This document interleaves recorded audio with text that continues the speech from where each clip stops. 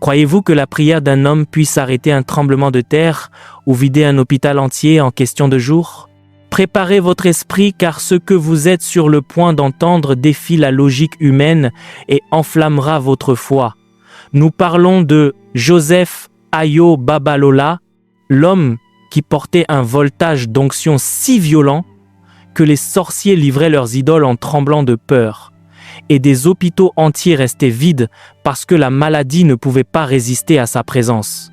Ce n'est pas seulement un autre prédicateur, c'est le prophète qui, selon les récits, arrêtait les tremblements de terre avec la paume de la main. Il marchait sur des braises ardentes, sans se brûler, et priait avec une telle autorité que même le ciel de bronze déversait la pluie. Il ne se contentait pas de prêcher le réveil, il était le réveil en chair et en os, un homme qui a fait que la nature et la mort s'inclinent devant le nom de Jésus. Dieu a une manière mystérieuse de choisir ses généraux. Il va rarement dans les palais ou les grandes universités pour chercher celui qui va secouer le monde.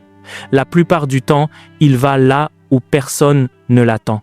C'est exactement ainsi que a commencé l'histoire de l'un des plus grands hommes de Dieu que l'Afrique ait connu, Joseph Ayo Babalola. Avant de guérir des malades ou de ressusciter des morts, il était à peine un homme ordinaire, mais avec un cœur qui battait déjà différemment. La Bible dit que beaucoup sont appelés, mais peu sont élus. Et la vie de Babalola est la preuve vivante que le choix de Dieu commence bien avant que nous puissions l'imaginer. Tout a commencé en l'an 1904 dans un petit village appelé Odogwa. Le monde changeait, mais là, dans ce lieu simple, est né un enfant qui portait une marque de feu.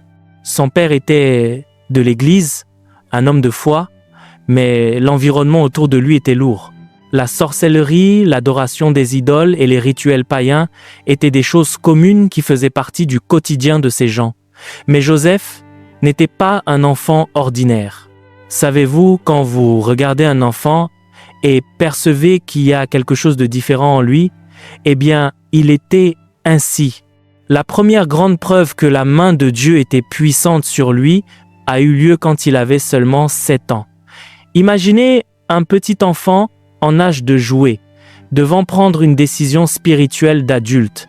Dans son village, il y avait une fête traditionnelle très forte, où l'on sacrifiait des animaux et offrait la viande aux idoles, aux démons de la région. Manger de cette viande était presque une loi. Tout le monde participait. Mais le petit Joseph, guidé par une force que ni lui-même ne comprenait bien, s'est maintenu ferme. Il a dit non et a refusé de manger la viande sacrifiée aux démons. Ce fut un scandale, mais regardez le pouvoir de la sainteté. L'attitude ferme de cet enfant de 7 ans a touché le cœur de sa grand-mère. Elle, qui servait les idoles et réalisait des rituels, a vu Dieu dans la vie de son petit-fils. Elle s'est convertie là même. Ce fut le premier miracle. Un enfant rempli de Dieu a brisé une malédiction dans la famille. Le temps a passé et l'enfant a grandi. Il ne s'est pas transformé en pasteur immédiatement. En réalité, il est allé travailler dur. Joseph est devenu opérateur de rouleaux compresseurs. Vous savez, ces machines géantes et lourdes qui lissent l'asphalte et la terre pour faire des routes, c'était ce qu'il faisait. Il travaillait pour le gouvernement au milieu du bruit, de la graisse, de la chaleur et de la poussière. Apparemment, sa vie serait cela, réparer des chemins. Mais Dieu avait un plan pour utiliser cet homme afin de réparer des chemins spirituels, pour aplanir le chemin pour que le Saint-Esprit passe par le Nigeria. Le jour du tournant, le jour où le ciel est descendu sur la terre, fut en 1928. Gardez cette date. Joseph était là, travaillant sur la route entre Ilesha et Akure. Le soleil était brûlant, le moteur de la machine rugissait fort. C'était un jour normal de travail jusqu'à ce que le surnaturel envahisse le naturel. Soudainement, sans aucune explication, le moteur de ce gigantesque rouleau compresseur s'est arrêté. Il est mort. Le silence s'est emparé de la route. Joseph a dû trouver cela étrange. Peut-être a-t-il pensé que c'était une panne mécanique, mais c'était pas la machine, c'était Dieu. Dans ce silence, une voix a tonné. C'était pas une pensée, C'était pas une impression, c'était une voix audible, forte comme le tonnerre, qui semblait venir du ciel et de l'intérieur de lui en même temps. Avant de continuer cette vidéo, juste pour rappeler que nous avons notre livre Les Généraux de Dieu qui est désormais disponible. Si vous voulez connaître plus sur les Généraux de Dieu, si vous voulez connaître leur histoire, qu'est-ce qu'ils ont fait pour avoir cette onction, comment ils ont fait, quelle est leur routine spirituelle, et donc ces 25 biographies, le lien dans la description de cette vidéo pour pouvoir télécharger le livre rapidement. Que Dieu vous bénisse abondamment. La voix a appelé son nom 3 fois. Joseph, Joseph, Joseph. Imaginez le tremblement dans les jambes de cet homme. Le Dieu d'Abraham, d'Isaac et de Jacob arrêtait le trafic pour parler à un ouvrier et l'ordre fut court et direct, de ceux qui ne laissent aucune marge au doute. Laisse ce travail. J'ai une mission pour toi. Là, à ce moment, Joseph a dû faire le choix qui définit qui est un chrétien véritable et qui est à peine religieux. Il aurait pu tenter de rallumer la machine. Il aurait pu penser qu'il devenait fou, mais il savait qui parlait. La crainte du Seigneur est tombée sur lui de telle manière qu'il a obéi sur le champ. Il est descendu de la machine, a tourné le dos à son emploi, à son salaire sûr, à sa vie normale et n'est jamais revenu. Il a laissé le rouleau compresseur au milieu de la route comme un signe que la vieille vie était terminée. À partir de là, a commencé le processus du désert. Dieu n'utilise personne sans l'avoir testé auparavant. Joseph est allé sur le mont, dans les montagnes, dans des lieux isolés. Il avait besoin de se nettoyer du monde. Il a commencé à jeûner d'une manière qui effraierait n'importe lequel d'entre nous aujourd'hui. Il passait des jours sans manger, priant seulement, criant à Dieu, cherchant le pouvoir. C'est pendant ce temps qu'il a reçu ce qui serait sa marque déposée, une cloche de prière. Dieu lui apprenait à guerroyer. Il a appris que pour expulser les démons et guérir les maladies, il ne suffisait pas d'avoir de la volonté, il fallait avoir de l'autorité. Et l'autorité se conquiert avec les genoux au sol et l'assiette vide. Cet opérateur de machine était en train de mourir et un prophète de feu était en train de naître.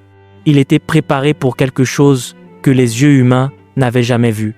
Le ciel était chargé et la pluie de puissance était sur le point de tomber. Après ce temps dans le désert, où il fut forgé dans le feu de la prière et du jeûne, Joseph Ayo Babalola n'était plus à peine un ancien opérateur de machine, il était une bombe à retardement de Dieu, prête à exploser et à changer l'histoire spirituelle de l'Afrique pour toujours. Et la mèche de cette explosion fut allumée un jour et dans un lieu spécifique. Juillet 1930, dans la ville d'Ilesha, dans un lieu appelé Oke-Oye. Le scénario semblait commun pour les religieux de l'époque. Plusieurs leaders de l'église Faith Tabernacle étaient réunis pour discuter de doctrine, de règles et de théologie. Vous savez comment c'est, beaucoup de conversations de papier et peu de pouvoir. Ils débattaient de théories sur Dieu pendant qu'à l'extérieur, le peuple souffrait, mourait et était opprimé. Mais Dieu était fatigué d'être seulement discuté. Il voulait être démontré et pour cela, il avait déjà l'homme qu'il fallait au bon endroit. Le jour du 9 juillet 1930 s'est levé comme n'importe quel autre, mais se terminerait comme aucun autre. Alors que la réunion des leaders se déroulait, une tragédie a brisé la routine de la ville. Une mère, le cœur brisé et des larmes qui ne séchaient pas, portait le corps de son fils de 10 ans, nommé John Obio Gundipe. L'enfant était mort, froid, sans vie. L'enterrement était en cours de préparation, la tristesse était profonde et la mort semblait avoir eu le dernier mot, comme elle le faisait toujours dans cette région dominée par la sorcellerie et les maladies. Mais Joseph Ayo Babalola était là. Et celui qui porte l'onction de résurrection ne peut rester indifférent devant la mort. Quand il a entendu les pleurs de cette mère, quelque chose a tressailli en lui. C'était pas de la compassion humaine, c'était une indignation sainte. Babalola n'a pas demandé la permission aux leaders religieux, n'a consulté aucun manuel d'étiquette. Il a pris sa cloche de prière, la même que Dieu lui avait donnée dans le désert, et est sorti. Le son de cette cloche a coupé l'air pesant de ses funérailles. Avec une audace que seul celui qui connaît le Dieu vivant peut avoir, il a ordonné que la procession funèbre s'arrête. Imaginez la scène. Un homme simple avec une cloche à la main, arrêtant un cortège de morts et disant « Non ». Il s'est approché du corps de l'enfant mort. Il n'a pas fait de beaux discours. Il a prié. Ce fut une prière chargée de foi, de celle qui déchire le ciel et oblige l'enfer à rendre ce qu'il a volé. Et alors l'impossible est arrivé devant les yeux de tous. L'enfant mort a éternué. Sa poitrine, qui était immobile, s'est remise à monter et descendre. Le sang a recommencé à couler chaud dans ses veines. John Obi Ogundip a ouvert les yeux. La mort a dû reculer parce que la vie avec un grand V était arrivée à travers cet homme de prière. Cet éternuement fut l'amen de Dieu qui a déclenché le plus grand réveil que le Nigeria ait vu. La nouvelle s'est propagée. Il n'y avait pas d'internet, pas de WhatsApp, pas de télévision, mais le feu de l'Esprit Saint n'a pas besoin de technologie pour s'étendre. En quelques heures, toute la ville le savait. En quelques jours, des multitudes de 5 000, 10 000 personnes ont commencé à s'agglutiner à Oke-Oye et l'endroit est devenu une fourmilière humaine. Les gens venaient de partout, marchant des kilomètres, dormant à l'air libre, juste pour s'approcher de ce lieu où le ciel était ouvert. Le réveil a duré environ 2 mois ininterrompu, jour et nuit. Le pouvoir de Dieu était si fort, si palpable, que la maladie ne pouvait pas rester dans le corps des personnes. Il s'est produit quelque chose d'inédit. L'hôpital de la ville s'est vidé. Oui, vous avez bien lu. Les malades fuyaient les lits de l'hôpital et couraient vers l'endroit où se trouvait Babalola, et là, ils étaient guéris instantanément. Des lépreux voyaient leurs plaies sécher et une peau neuve surgir sur le champ. Des aveugles qui n'avaient jamais vu la lumière du soleil commençaient à crier de joie en voyant les couleurs pour la première fois. Des estropiés lançaient leurs béquilles en l'air. C'était le chaos saint de Dieu. Et comment faisait-il tout cela? Dieu utilisait des choses simples pour confondre les sages. Babalola priait sur l'eau. Les personnes apportaient des seaux, des bouteilles, n'importe quel récipient pouvant contenir de l'eau. Le prophète priait et cette eau désormais sanctifiée par l'onction se transformait en remède. Celui qui buvait guérissait. Celui qui se lavait devenait propre. Ce n'était pas de la magie, c'était de la foi pure et simple, canalisée à travers un point de contact. Mais le signe le plus fort que le royaume des ténèbres était en train d'être détruit n'était pas seulement les guérisons physiques, mais la libération spirituelle. Cette région était dominée par des sorciers et des prêtres d'idoles qui maintenaient le peuple dans la peur. Mais devant l'onction qui était sur Babalola, leur pouvoir s'est transformé en fumée. Les sorciers, voyant que leurs amulettes et idoles n'avaient aucun pouvoir contre le dieu de Babalola, ont commencé à se rendre. Ce fut une scène glorieuse.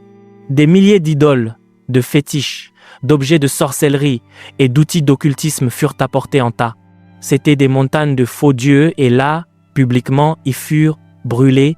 Le feu naturel consumait le bois et le tissu des idoles, tandis que le feu du Saint-Esprit consumait la peur du cœur du peuple.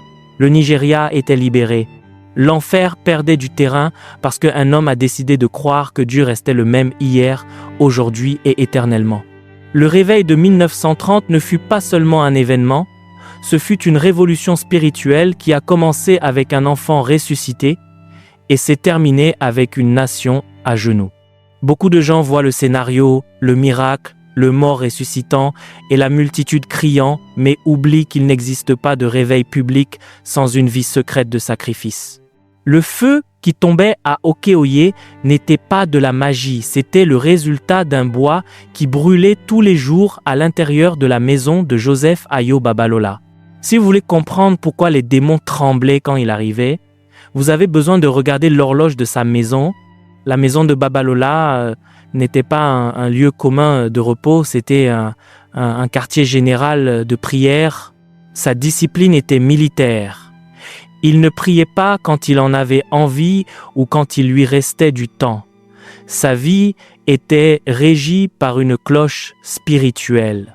Toutes les 3 heures, la cloche sonnait et la maison s'arrêtait.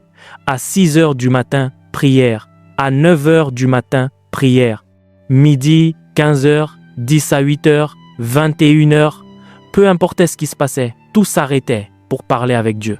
Celui qui vivait avec lui, enfant et disciple, devait entrer dans ce rythme. Ce n'était pas une option, c'était une survie spirituelle. Il enseignait que la communion avec le Saint-Esprit ne se maintient pas avec des restes de temps, mais avec une priorité absolue. Et si la prière était l'air qu'il respirait, le jeûne était l'aliment qui le soutenait. Babalola était un homme qui vivait avec l'estomac vide de nourriture et l'esprit rempli de Dieu. Il prenait au sérieux ce que Jésus a dit sur certaines classes de démons qui ne sortent que par le jeûne et la prière. Chaque année, durant le carême, il disparaissait du monde naturel et entrait dans un jeûne de 40 jours. C'est exact 40 jours cherchant la face de Dieu comme Moïse, comme Élie, comme Jésus. Pour lui, manger était presque une distraction. Sa femme, une femme de Dieu nommée Maman, devait souvent insister, presque obliger son mari à manger quelque chose, parce que si il n'en tenait qu'à lui, il continuerait à jeûner. Il ne jeûnait pas pour demander des voitures, des maisons ou de l'argent. Il jeûnait parce qu'il avait faim de Dieu. Il jeûnait pour maintenir affûtée l'épée de l'esprit. Et en parlant d'argent, voici l'une des plus grandes preuves du caractère de cet homme. Aujourd'hui, malheureusement, nous voyons beaucoup de gens utiliser le nom de Dieu pour s'enrichir. Mais Babalola était différent, il avait accès à des multitudes, il aurait pu devenir millionnaire avec les offrandes, mais il avait les mains percées pour l'argent. Tout ce qui entrait sortait pour le royaume. Si quelqu'un lui offrait un terrain, il faisait construire une église. Si on lui donnait de l'argent, il aidait les pauvres.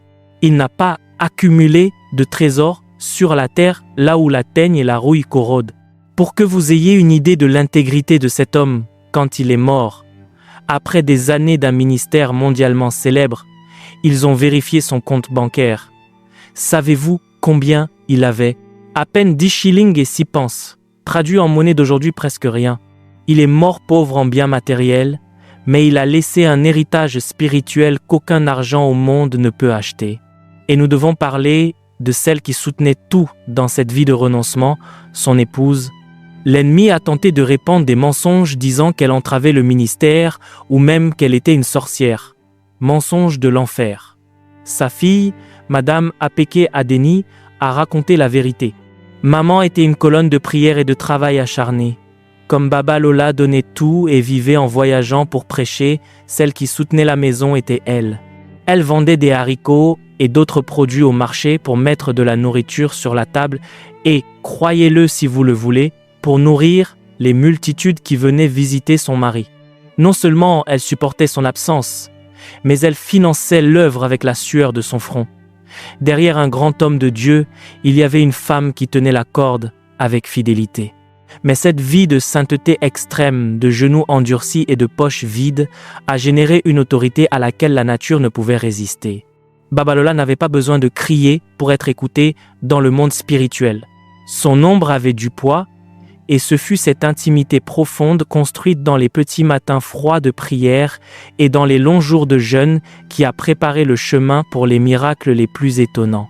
Parce que celui qui paye le prix dans le secret, Dieu l'honore publiquement avec puissance, même sur la nature elle-même. La Bible dit que la création attend avec impatience la manifestation des fils de Dieu. Et quand un homme meurt à lui-même et vit totalement pour le Saint-Esprit, même la nature reconnaît cette autorité. Joseph Ayo Babalola, après avoir vaincu la chair dans le jeûne et l'ennemi dans la libération des âmes, a commencé à opérer dans une dimension de foi qui défiait les lois de la physique.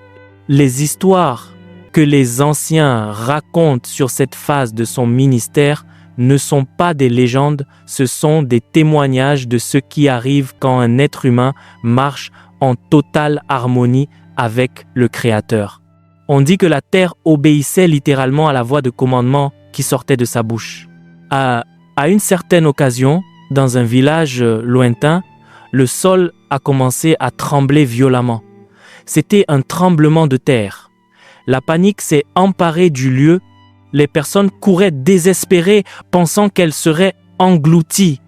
Mais Babalola n'a pas couru. Il connaissait celui qui avait fondé la terre. Avec le calme de celui qui parle à un ami, il s'est agenouillé, a frappé de la main le sol poussiéreux et a donné un ordre simple mais chargé d'onction, paix au nom de Jésus.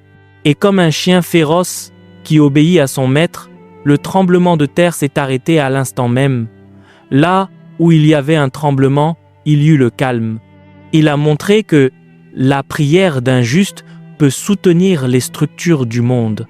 Mais l'affrontement n'était pas seulement avec la terre, mais aussi avec les cieux. En temps de sécheresse sévère, quand le soleil châtiait les plantations et que le peuple avait faim, il se levait comme le prophète Élie sur le mont Carmel. Il priait, et le ciel qui semblait de bronze se transformait en nuages de pluie.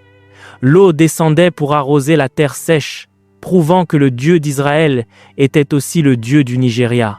Et il ne s'arrêtait pas là, il défiait ouvertement les pouvoirs des ténèbres qui utilisaient la nature pour effrayer le peuple. Il y avait des arbres considérés comme sacrés par les sorciers, où des démons habitaient et recevaient l'adoration. Babalola n'avait pas peur des apparitions. Il allait jusqu'à ces arbres, maudissait la racine du mal au nom de Jésus, et le lendemain, ces énormes structures se réveillaient sèches ou tombées, comme si elles avaient été coupées par des haches invisibles. Cette audace cependant a eu un coût. L'enfer, quand il perd du terrain, tente de contre-attaquer en utilisant la loi des hommes. En 1932, la persécution s'est levée avec force. Les autorités coloniales et les leaders locaux, avec envie et crainte de l'influence de cet homme simple, ont inventé un mensonge absurde. Ils ont accusé Babalola d'être un sorcier. Ils ont dit que l'eau sur laquelle il priait et qui guérissait les malades était en réalité une potion pour ensorceler les personnes.